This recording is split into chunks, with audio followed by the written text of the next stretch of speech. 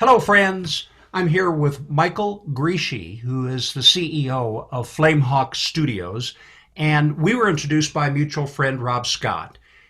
We are across the country from each other, but through Zoom, it's great. It's like we're next door neighbors. And Michael and I had a conversation recently, and Michael, I was so excited about what you're developing, and I was wondering if you could share that with us, please.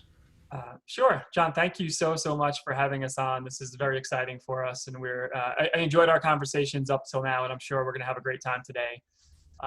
So yeah, we could bring you up to speed certainly on what we're doing. The name of our game is called The Mechanical World of Dr. Gearbox, and I can let you know exactly where we're coming from and how we've gotten this far. And really, it started out as a project almost in my house to solve problems that I had been dealing with, with my own family.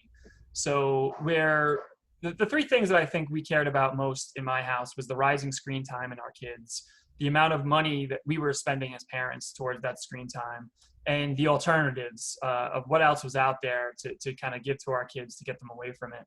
And you So, have how many children? so I've got two, right? We started this, they were 10 and 5. I've got two boys, and now they're 12 and 7.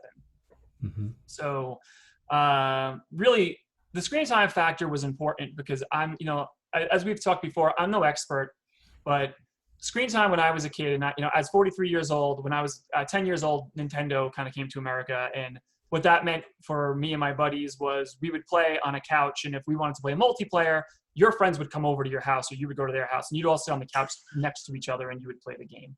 So things are different now, right? Multiplayer is online, the way you and I are talking right now. And what we're finding, or at least what I saw in my house, and as a lifelong gamer, for me to care about it this way meant that even I almost don't understand what it means, and I'm a screen time person in my view, but the amount of screen time and the type of screen time is different. So we're seeing kind of marathon sessions, and as you and I have spoken before, what we're seeing is it went from sitting on the couch and playing with a cord to your console, and now it's kind of like this, and you almost can't even make eye contact with people Hmm. sometimes. And we're seeing that with our kids is you go to a restaurant, and who could blame parents for trying to digest a meal at this point? So sometimes you'll see a parent just give a young kid the phone because they want to eat or have an adult conversation with their spouse or a friend. And what's happening with our kids is they're just more and more exposed to this kind of stuff. And I don't think really any of us know the true effects over time. But what we could say is this is the only time in our lives, right, where kids are being born into this now. So virtual reality and all these things that are only going to become more prominent, there's no real study of the long-term effects or anything like that. And I'm not necessarily saying this stuff is bad because I don't know what it is. I'm just saying that we identified, right? We identified that screen time is rising. And it's not, the more we spoke, the more it became a fun conversation to have with everybody because everybody's in the same boat. There are some families that have a really good lock on it. And, they find ways to have their kids not be on it as much. And there are other situations, and COVID has completely exacerbated this in most of our lives. There's situations where kids are waking up at 8 o'clock in the morning and playing video games until it's time for bed. So, and left unchecked, they may not even eat if you don't sit them down and make them. So it's gotten to the point where it's a cause for, observation, and maybe even a cause for concern there. So if that was the first piece, the second piece was my kids were playing free to play games, but those games had stores in them, and you can spend your tooth fairy money or your birthday money or your allowance on stuff for these games. So what was happening over time was as my kids would stop playing those games, that money had gone out the window. So in speaking to lots of parents, we've been hearing stories like, yeah, we spend $90 a week on some of these games, right? So when I was a kid, you would buy Legend of Zelda or Mario or whatever those games were. It would cost $60. And that was it. You played that game and you can replay it later on, but that was the amount of money that game would cost you. And now with monthly subscriptions or all sorts of other, upsells, we're positioned to our kids are always wanting more out of this. And there's a price tag associated with that. And maybe it's good, maybe it's bad, but the question is, what are they really getting out of that? Like, what are they getting out of the experience? Is my money being well spent? These are a couple things that were on my mind as a dad, right? And as a gamer, and knowing how this stuff worked. And I do that. I spend money on my own games, and I have monthly subscriptions to certain games. So I get what's happening here, and I get the value that it brings. And I'm not here to poo-poo that. We're with the gaming industry. We're not against them for sure. Yes. But what I would say is the alternative to these types of things, in my opinion, are e-learning games. And my kids were being assigned e-learning games from school. And what really it came down to is, sure, my kid would rather play that e-learning game than sit at the kitchen table with a pencil and paper and do their homework. This was an innovation that they liked, and I was on board with that. The problem is, ultimately, they would never play that e-learning game over something popular that all their buddies are playing. So they're not going to play that learning game versus Fortnite or Minecraft or Roblox or any of these mega popular games that they enjoy playing, and even I enjoy playing, and their kids and their friends are all enjoying. Now with COVID, this is the only way for them to even hang out with their friends. Right. So we put all that together, and we said, all right, you know what we have to do here? In my opinion, those e-learning games, the companies that make them are trailblazers and deserve all the credit in the world for figuring out innovation in the space and getting kids to learn while they play. But the execution, in my opinion, was lacking. That's where we saw the disconnect in the market. And we said, you know what? I think, and I've spoken to professionals in the business at this point, there's an element of like chocolate covered broccoli with the current e-learning games. And the idea is that, hey, we're going to tuck in learning in a way where the kid doesn't really realize that we're learning. And then what we have learned is that may be an approach that works, because some of these games have 50 million players and they're in the school systems, and certainly there's value there. And like I said, my kids would prefer it over regular homework. But if we really want to position our kids to get the most out of this kind of stuff and not play it because they have to and then go right back to those popular games, then we have to find that passion and the reason why our kids play those popular games and find the way to apply it to those e-learning experiences. And that's really what we tried to form with this company. What we realized is it's not that we want to tuck learning in and hide it in there so our kid happens to be learning while they're playing, but we want to make our kids passionate about the game and okay with and even passionate about the fact that they are learning. So what are some of the characteristics that make it engaging? A game, that is. Yeah, so for us, number one, we want to represent kids in ways that they haven't been represented before. So a lot of games will ask you, the first thing the game will ask you is, hey, you need to create your own character. And what we looked at was, with those games, there's only a certain amount of options. And one of the immediate things that struck me as a person was that none of these games provide a wheelchair. And I'm looking at this going, there's millions of kids in wheelchairs right now. And if you're going to make that kid create a character in this game, you're going to ask a kid who may not be able to walk to create a character that runs around. And right there, I was like, we hear about diversity and inclusion all the time, but this doesn't seem very inclusive to me at all. And part of this was like, if we really want to resonate with kids, we have to find everything about kids that means something to them and provide them with those options. It's not a mandatory thing, but one of the things was like, I shouldn't be asking a kid who can't walk to run. There may be some kids that want to do that because they want to escape what it is that video games are an escape in many ways. So some kids may feel like, oh, this is an opportunity for me not to have to think about the wheelchair. But the majority of the feedback we've gotten are from people that are like 18 and older saying, this is the first time I've ever seen somebody take my situation very seriously and represent me in a video game before. I wish I had this when I was younger. And that's all we had to hear. So we took it from the wheelchair and immediately went to prosthetic limbs. And it's funny because my kids are my own beta testers, and my 7-year-old created a character that has a left prosthetic arm with a hook at the end of it. And my son has both his hands and he has full use of both of them. And when I asked him, why did you pick that? He said, because it looks really cool. And that was one of those cool dad moments where I realized my son will one day run into somebody that does have a hook for a hand, and he will think it's completely normal.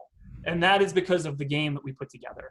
So that type of inclusion isn't just to represent people that may be in these situations, but it's to educate all the kids that aren't. So just to put it in there, not make a suit, you and I could talk about it, and how it's diverse, and we've never seen it before, or at least not the way that we're doing it. But to just put it in the game and make it optional, the same way you can put on sneakers or a pair of eyeglasses, I think that normalizes things for our kids, and it positions them to kind of grow up and expect to see it because it's there, and you don't have to pick it. we don't make a super big deal about it in the game. It's just there if you want it. And that's our approach to stuff like this. Great. If you want to educate kids, just include it and put it in there and let them decide if they think it's really cool for whatever reason. And then we can get to the education factor later and how we actually teach them what it means to have a prosthetic limb or why certain people may be in a wheelchair. Because, you know, ultimately a lot of us end up in them. If not early on, you're going to end up in it at some point. And it's good to know what the function is, what it actually does, how to interact with people that are in wheelchairs, what, you know, may be hard for them. And, you know, without certain things, they're not going to get up a flight of stairs right now. So letting kids know all this kind of stuff kind of goes back to the conversation we had about charities earlier, where it was, if you just let kids know about all this kind of stuff, it may spark that curiosity at the age of 5 or 10 years old, where when you ask them, what do you want to be when you grow up? Maybe they don't say, you know, and there's nothing wrong with them saying, I want to be a baseball player or I want to be, you know, a fireman or whatever. But it'd be interesting to hear, I want to grow up and, you know, make the coolest wheelchair out there, or work with a charity that I know does like a lot of good around the world. So, you know, exposing kids at a young age, I think is part of this for us, to some of the cool stuff or the positive things that are going on in the world. Because, you know, as you and I have also discussed in the past, the world, especially in America right now, feels pretty divided. And there's a lot of negativity. And you kind of can't look anywhere without, to me, without somebody saying, we need you to pick between these two things. And in a lot of cases, I'm like, those two things have nothing to do with each other. Why would I have to choose between? I like both of those things or not like both of those things. Why would I have to do one to not do the other? And there's all these, you know, if as an adult I'm confused by this, I can only imagine how my 7-year-old processes some of the inputs that he's getting at this point. And, you know, we're careful with what they get at home, but, you know, they're not always going to be home. So we wanted to create a thing where kids can go and have positive experiences and be exposed to things that are important to us. And one of those things is certainly diversity and inclusion. Michael, what did you do to prepare for this moment in time? Your enthusiasm is infectious, which is great and necessary for accomplishing what you want to accomplish. But you need an awful lot of skills to do what you do. What did you do before? Yeah, so I came from banking. And I worked for years in banking, and my function all those years, I worked at 5 different banks, over time just became the person to make sure things get done. So I sat on trading desks and I did the whole banker's life, I would consider, but my function the whole time was to make sure nothing went wrong. And we were, so I worked on a syndicate desk, which was very, very, very specific. Mm-hmm. And syndicate desks is the execution arm of a broker dealer that allows mega companies to access a lot of capital in a very short period of time. So our clients were, at the 5 banks that I worked with, we're talking about the Apples and the Microsofts and the Caterpillars and really the companies that make the world go. Right. If they need $30 million to buy another company and they need it in 8 hours, that's the function that they would hire the banks to do. Right. So my job there, the sales team's job would be to go find investors. And we're talking about the BlackRocks and the Fidelities and the PIMCOs and these huge investment advisors. That wasn't my job. That was the sales team's job. And my personal job wasn't to advise the issuer on the market itself and how we can price your deal to make it most attractive and all the terms that you should include in this bond that you're going to, issue. My job was to make sure that during this ridiculously stressful time, there were no errors and no problems in any way, shape, or form. So that meant people were screaming, and there was a lot of stuff that goes on behind the scenes and a lot of pressure. And really what that did was it put me in a position to just identify a problem and immediately figure out how to fix it. So, But the Michael that I know feels very much like an entrepreneur. And so somehow in the corporate world, you developed this set of skills to prepare you for this moment. Yeah, I think where that ultimately came from is I am not personally comfortable with the structure of the modern day corporation. And that may be something that I don't know how popular that might be when people hear it, but ultimately there's this pyramid where the people in the very top make an amount of money that the people at the very bottom can't fathom. So when we put this thing together, part of why I wanted to put a company together is I have a slogan that sits underneath my monitor, and it says, and I don't know how this is going to go over with the world, but my personal thing says, I want to overpay nice people to do great things. We're Yes. certainly not in the overpay position right now. But Right. the real idea is I didn't want to start a company and be a CEO, and I'm just using round numbers. I don't want to make $5 million and everybody else makes 75,000. I don't Right. think that makes sense. And when you extrapolate that and you apply it, the bigger companies and the bigger they get, I am also learning as a CEO, the amount of stress and pressure is never what I ever thought it would be. And we're only a startup. So I can't imagine how these people, at these huge companies feel at the end of the day and what can they accomplish. So some of this disparity is warranted, but I don't believe it should be like 30 million here and 75,000 there. That to me seems like it doesn't make a lot of sense. So really what I took away from, and you see a lot of that in banking, to be clear. So what Yes. I took from banking was there's a whole lot of money there. And if I want to see money go to the right places, like the American Cancer Society, for example, that's where I feel money should be routed.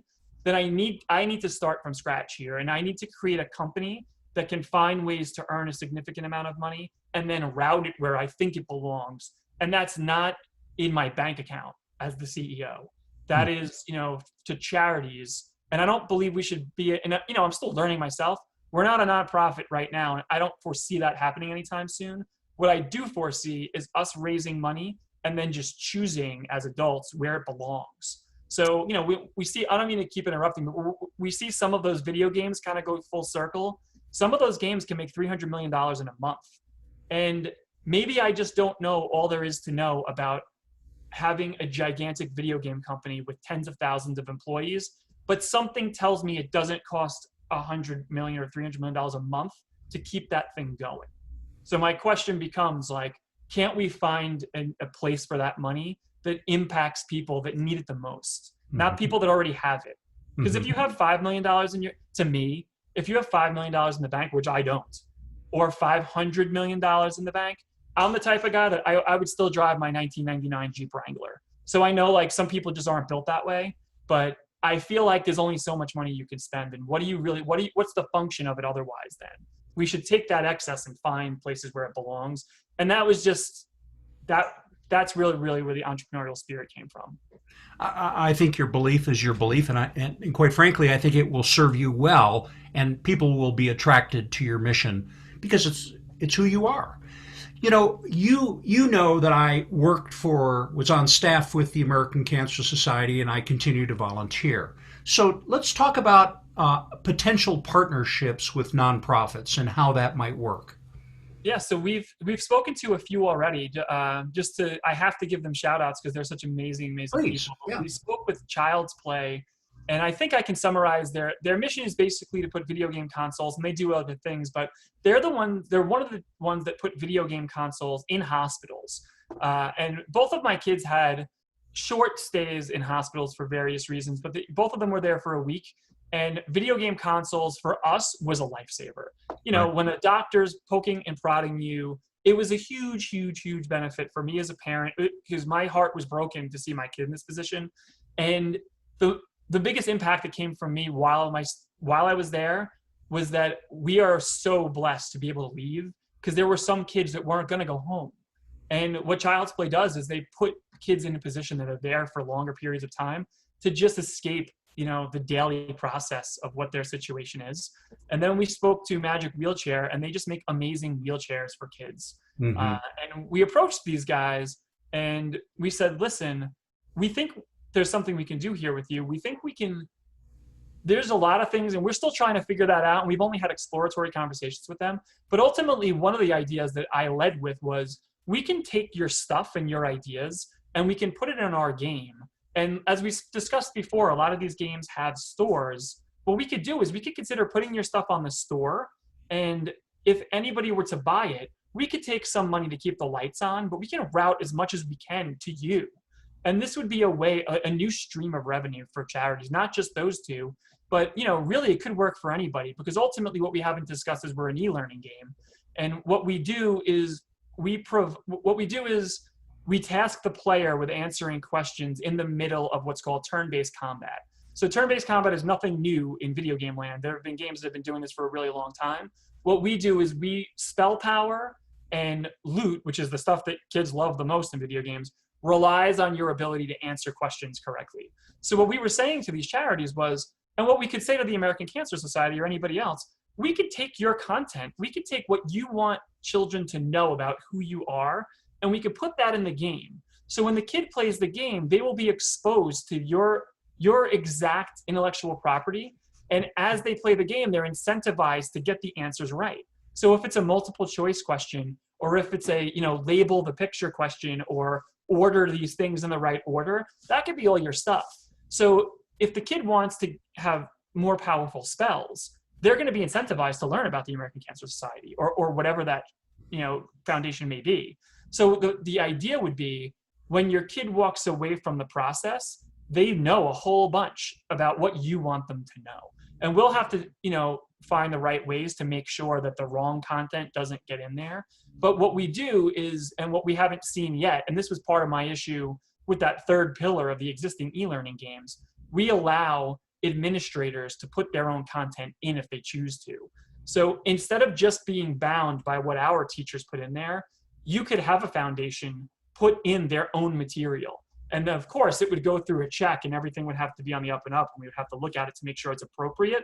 But what it truly means is a teacher can put in their exact curriculum from their classroom that's on the blackboard into the game. We haven't seen that yet, or at least I haven't seen it with the games my kids have been playing.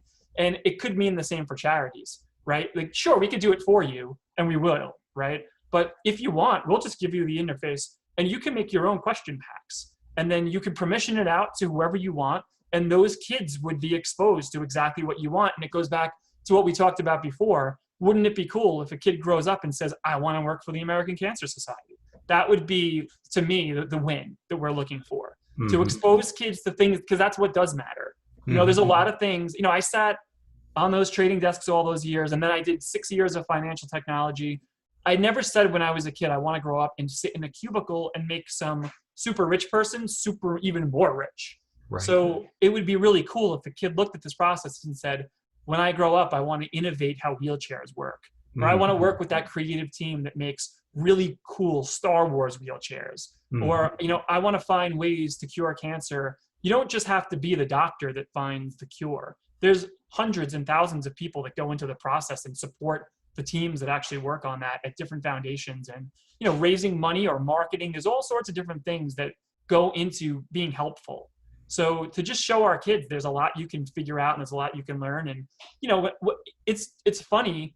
I never knew, when I was in college, I never knew that going to school for video games was even a thing. I didn't even know that much, or else maybe I would have been a game designer with my life instead of went into finance or went into financial technology. So exposing our kids to what's even out there, I think at a young age is important. And that's all of that, I think, comes together for this conversation or even for what we do. I don't know if I ever shared with you, but I'm a volunteer for Rotary and belong to the Denver Rotary Club here in Colorado. This year, with a friend, I'm co-chairing our World Community Service Committee. So you could literally, with these games, take kids around the world and teach them what it's like to live in a developing country. And the educational content for this is infinite and unlimited. That is, that's a foundation of what we know we can get done here. What we did was we started with what we knew. Yes. So when I was a kid, we call it our country house. Ultimately, it was a trailer in the middle of the woods in Kerhonkson, New York. Right. But if you look at this game, the first zone does take place in this sleepy little town called Kerhonkson, New York. And on our property, on this trailer that we went up to on the weekends, was an historic schoolhouse. And that's where I started with what you just said. I went to my 3D guys. I went online. I found the pictures. And I said, hey, when I was a kid, there was this schoolhouse 50 feet away from our front door. And there was this old well. And I can picture it so vividly. And I can show you the pictures of it. I'm like, is this something we can do? And that's when I truly realized not only what could be done, but how good my team was. Because sometimes when you assemble the right people, you don't even realize what can truly be done until they start doing it. Mm-hmm. And, our 3D modeler, Eric Crosby, built a replica of that schoolhouse that if I showed you it and I showed you a picture and I showed you what he built, it is identical. And what you can do with 3D these days, and we see this in movies, is you can make things indistinguishable. So yeah, to your point, I could take you anywhere in the world. And what's most interesting to us is it doesn't have to be this world either. So, we could take you to the moon, or we could take you anywhere. As long as we have the data, we can build it. And this doesn't just go for us. Again, we're not pioneers in every respect of the word. We're looking at the video games that we play as adults or that we played as kids. The foundation's there already. We're seeing it every day with the amazing, amazing work that the people in virtual reality are doing, or that the people in regular video games are doing. And we just know we can take that, and we can take what they've shown us is possible, and we can apply it to all the stuff that we've already discussed. So yeah, we'll bring you anywhere for sure. And so right now we have Kerhonkson, New York, Jasper, Canada, Mojave Valley in Arizona, and then Mojave County, and then also Kalapana in Hawaii.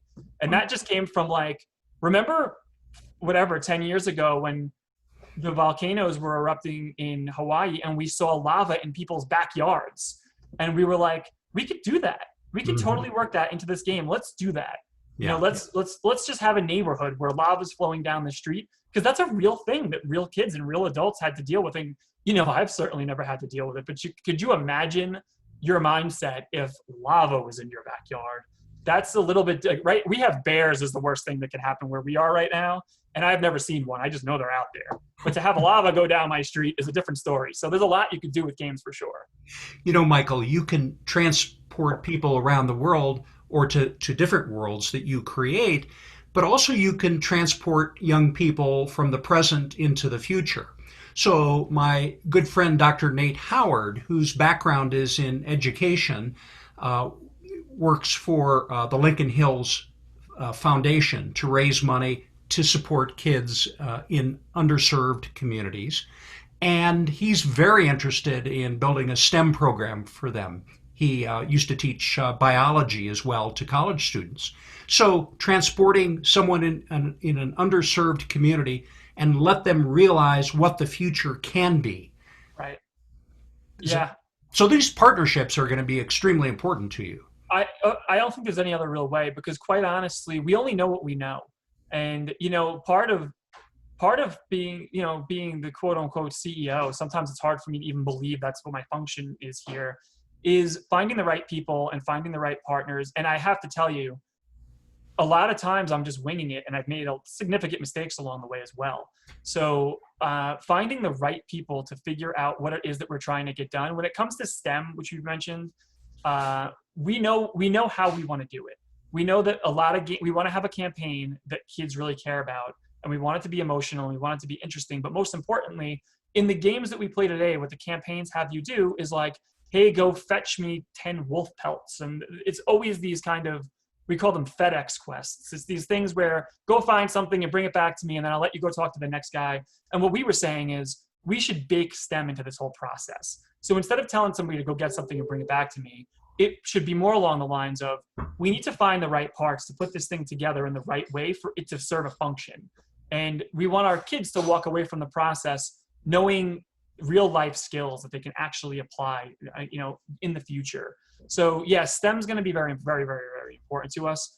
Our teacher is a robotics teacher from Virginia. So we've got a really cool guy on board who teaches STEM in the classroom right now, but we're definitely going to want to reach out and keep reaching out to people who have done this already and know how this can be done, because trying to wing it as we go along is a recipe for, I can tell you this, it's not cost effective. I can promise you that. So we need the right people to help us for sure. And that's where the partnerships have to come in. Yeah. Okay, so you have a Kickstarter campaign going on right now, and you gave me the opportunity to donate to this program. Let's talk about how others can contribute as well. Sure. So the Kickstarter has 5 days left. We are 92% funded. So, Wow. So this is terrifying and exciting all at the same time, because Kickstarter is all or none. So the way that all or none works is if you don't hit, in this case, we put $50,000 on the page. If we don't hit $50,000, we get zero. And in the case of us, we budgeted to run out of our existing money right when the Kickstarter ends. So really, this is life or death for us. And I think it is for a lot of companies that resort to crowdfunding like this. So first of all, thank you for your generosity. Without people like you, we would certainly be nowhere near 92%. You're right. Sadly, one of the mistakes that we made, like I said, we're trying to figure out as we went along, we did hire a crowdfunding agency, and we spent more money than we had to have them do it for us. And ultimately, they did nothing. And one of the things that we learn as we go along is, unlike where I came from in banking, you don't go home until the job is done in that industry. And what I learned here is people will actually have you pay money up front, and then they won't deliver anything on time. So there's a lot to learn there as well. But and that's why the Kickstarter is 5 days left at 92%. Every day we inch a little bit further. We had thought we were going to knock it out of the park, because when you look at what we're trying to do, one would think between COVID and screen time and all these other things and positioning your kids to get something out of their screen time, we're Right. like, all you need to do is get it in front of people and they're going to like it. Yes. And then the problem was we couldn't get it in front of people.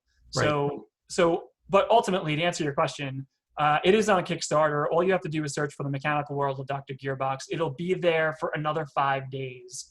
And we need another $3,000, I think, to actually get to the $50,000 mark.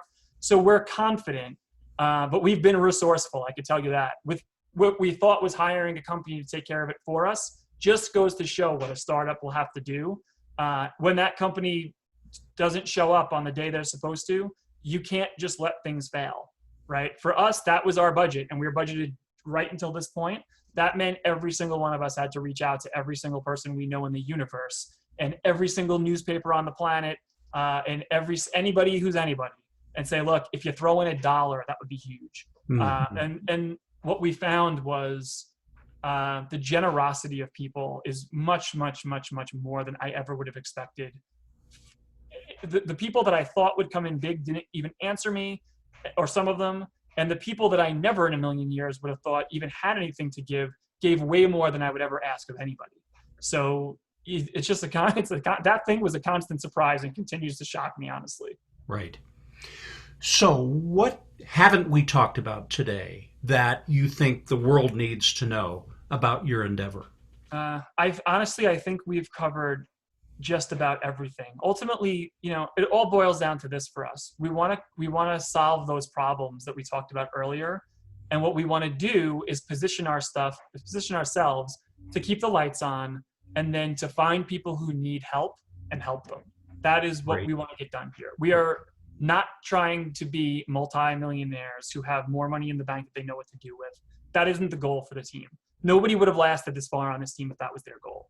The goal for the team is to, innovate in the e-learning space, position our kids to know more than they do about things that truly matter to us, position teachers to remove the disconnect from the e-learning games that they can provide kids and they're authorized to provide kids, and provide them a game that's relevant. So the actual stuff that's in their class is in the game. So when you play it, you will pass the test on Friday because you will be exposed to all this stuff through an experience that you enjoy and are passionate about as a child. So I think we really covered all that kind of stuff. Great. Michael, thanks for the work that you're doing. I think it's fantastic. You are committed to making this successful, so I believe you will be successful. And certainly the cause is a great one. So thank you for your time today, and I appreciate it very much. Thank you so much for having us. Again, thank you for your generosity with the Kickstarter, and thank you for any partnerships or names. We mentioned some other people. So anything that you could do for us would be absolutely amazing. I think you know what it's like to be in a startup. So right now we have more to take than give, but we want to be in the position where we have more to give. So with help from people like you, I think we'll get there. Thanks, Michael. Thank you very much.